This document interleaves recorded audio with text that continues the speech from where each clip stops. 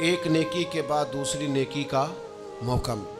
اس طرح معاذ اللہ ثم معاذ اللہ ایک گناہ کرے تو بندہ دلیر نہیں ہو جاتا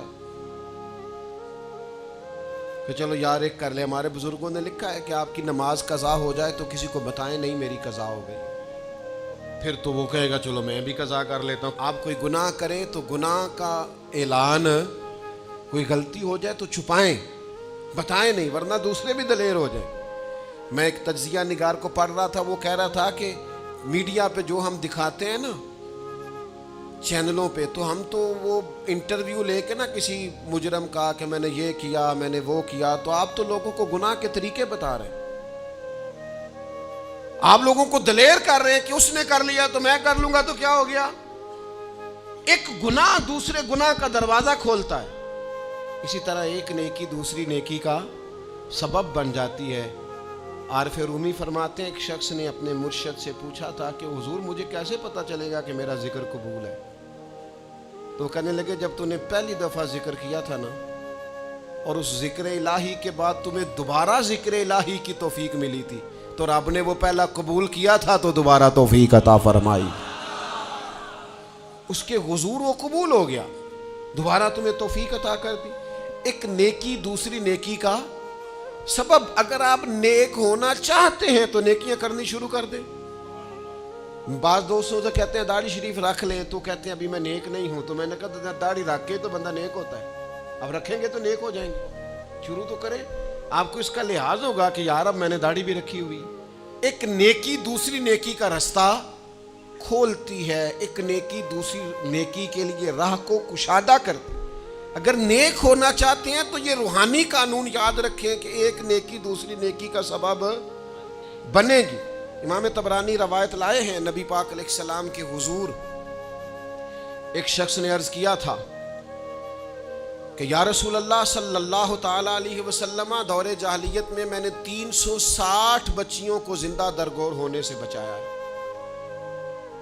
ان کے ماں باپ اور ان کا باپ جو تھا وہ معاذ اللہ ان کو زندہ دفن کرنا چاہتا تھا، میں نے اونٹ دے کر بچیوں کو بچایا اور پھر میں نے ان کی پرورش بھی کی۔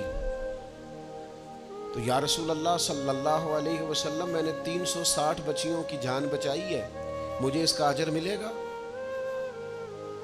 یہ بڑی باریک بات اس شخص نے پوچھی ہے۔ اصول یہ ہے کہ حالت کفر میں جو انسان نیکی کرتا ہے اس کا اسے اجر نہیں ملتا۔ اجر کے لیے ایمان ضروری ہے، ایمان پر اجر مرتب ہوتا ہے، جس کا ایمان نہیں اس کو اجر نصیب شرط ہے کہ بندہ مومن ہو تو اس کے نیک اعمال قبول۔ اب یہ سوال کیا کر رہے ہیں، ذرا باریک بات ہے سمجھے۔ یا رسول اللہ صلی اللہ تعالی علیہ وسلم، کیا مجھے اللہ اجر دے گا؟ میں نے دور جاہلیت میں 360 بچیوں کو زندہ درگور ہونے سے بچایا ہے، اس کا مجھے اجر ملے گا؟ قربان جائیں، حضور فرماتے ہیں انا افصح العرب، میں عربوں میں سب سے زیادہ فصیح و بلیغ ہوں۔ اس نے کہا حضور اجر ملے گا؟ تو حضور فرمانے لگے تمہیں تو اجر مل گیا ہے۔ وہ حضور سے پوچھتا ہے یا رسول اللہ میں نے 360 بچیوں کی جان بچائی ہے، زندہ درگور ہونے سے بچایا، اجر ملے گا؟ حضور فرمانے لگے تمہیں تو مل گیا ہے۔ او بھائی مل گیا ہے نا، حضور کے سامنے بیٹھا ہوا ہے، اس سے زیادہ بھی کوئی اجر ملنا ہے؟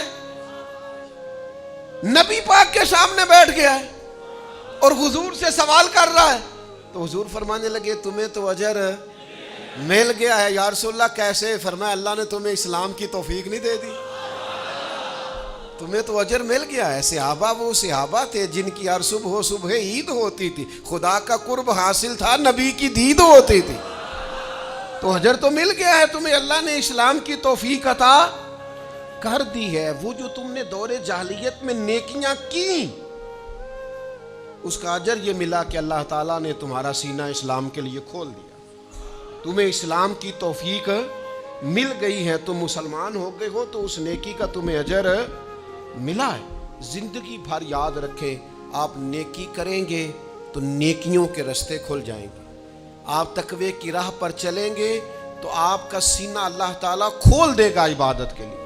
ایک نیکی دوسری نیکی کا سبب، اس لیے حضور علیہ السلام نے فرمایا تم نے نیکی کو کبھی حقیر نہیں سمجھنا، کچھ نہ ہو سکے تو بھائی سے مسکرا کے ملاقات ہی کرنا. چھوٹی سے چھوٹی نیکی کو بھی چھوڑیں, حریص ہو جائیں نیکیوں کی. نیکیاں کریں گے تو آپ محسوس کریں گے کہ ایک روحانی ضابطہ قائم ہو گیا ہے کہ اس نیکی کی وجہ سے اللہ تعالیٰ مزید نیکی کی